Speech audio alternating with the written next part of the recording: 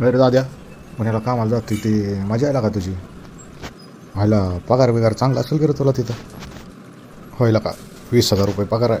Wow 20,000 ला का भारी आहे की मग तुझं भारी आहे. पण 20,000 5,000 रुपये रूम भाडं जाते का?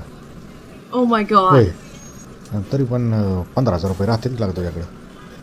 हो राहते ते 15,000 पण त्यातलं 5,000 रुपये मेसला जाते त्याला का?